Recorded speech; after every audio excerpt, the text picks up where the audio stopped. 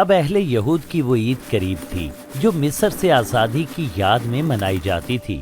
इस ईद के दौरान फसह का बकरा ज़बह किया जाता था। चुनाचे ईसा अल-मसीह ने हजरत पतरस और हजरत यूहन्ना को आगे आगे भेजा कि वो जाकर खाना तैयार करें।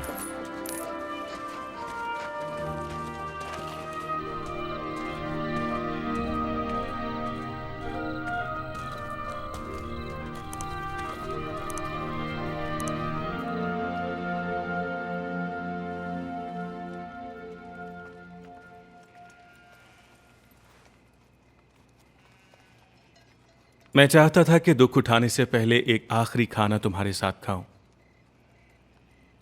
ये बात समझ लो, अब दोबारा तुम्हारे साथ जन्नतुल फिरदौस में ही खा सकूंगा।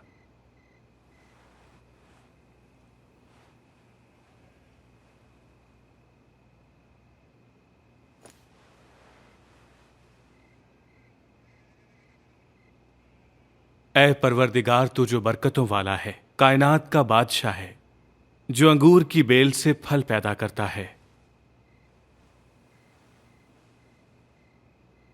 ये लो और सब मिलकर इसमें से पी लो।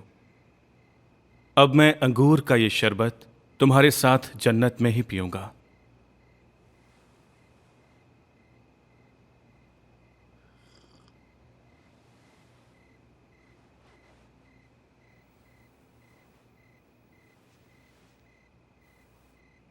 ऐ रब्बे कायनात, तू जो बादशाह है, कायनात का बादशाह है, तू जमीन से अनाज उगाता है।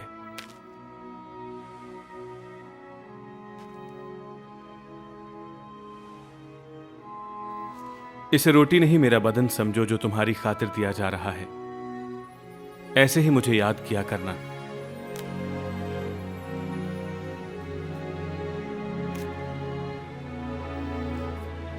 नए अहद के मुताबिक यह प्याला मेरा खून है जो तुम्हारे गुनाहों की निजात की खातिर बहाया जाएगा।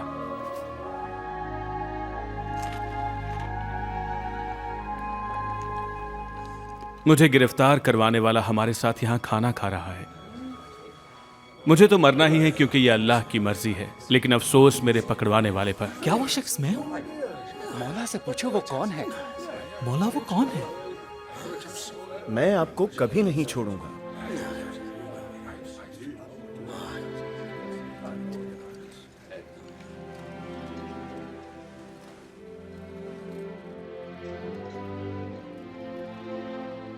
तुम में जो सबसे बड़ा है वो छोटा है। कायद के लिए लाजिम है कि वो खादिम की तरह हो। क्योंकि बताओ बड़ा कौन है, वो जो बैठकर खाता है या वो जो खिदमत करता है?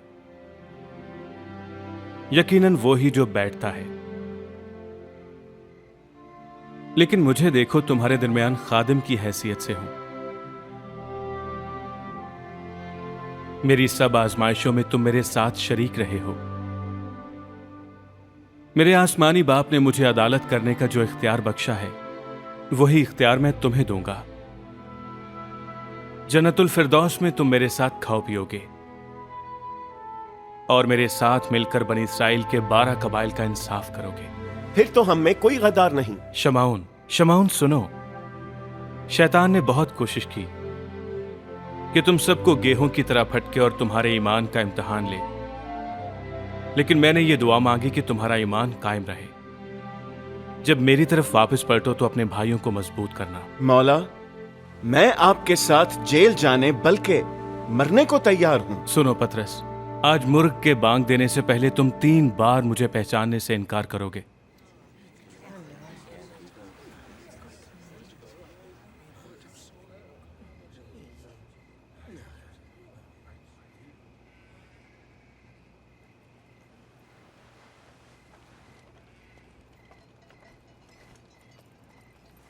जब मैंने तुम्हें बगैर बटवे के भेजा तो क्या कोई कमी हुई?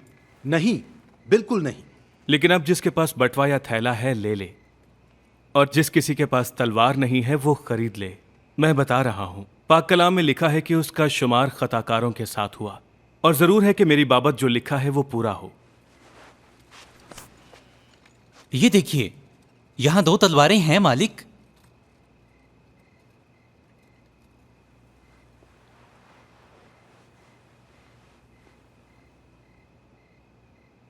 नहीं समझे तुम। अहले यहूद के बुजुर्गों की मजलिस ये फैसला करने के लिए इकट्ठी हुई कि ईसा से कैसे जान छुड़ाई जाए। तब यहूदा में जो अस्करियोती भी कहलाता था, इब्लीस समा गया। वो 12 शागिर्दों में से एक था। उसने इस मजलिस के साथ गठजोड़ करके हजरत ईसा अल मसीह को पकड़वाने का मंसूबा बनाया। उधर हजरत ईसा अल मसीह यरूशलेम से कोहे जैतून की तरफ दुआ करने के लिए रवाना हुए।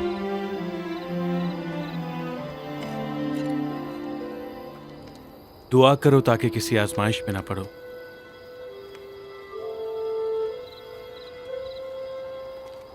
यहूदा अस्करियोती ने चांदी के सिर्फ 30 सिक्कों के इव्ज हजरत ईसा अल मसीह को बेच डाला।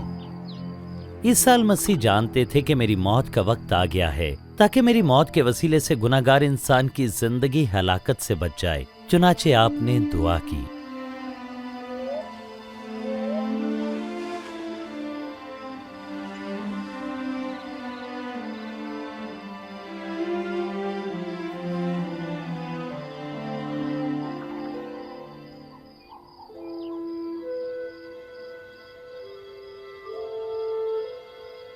आसमानी बाप, अगर तेरी मर्जी हो तो ये आजमाइश मुझसे हटा ले,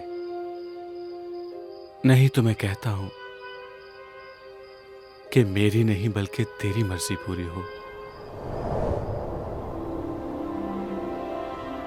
इस दौरान आसमान से एक फरिश्ता आपको तकवीयत देने के लिए उतरा। उस वक्त आपका पसीना गोया खून की बूंदें बन बनकर जमीन पर टपक रहा था।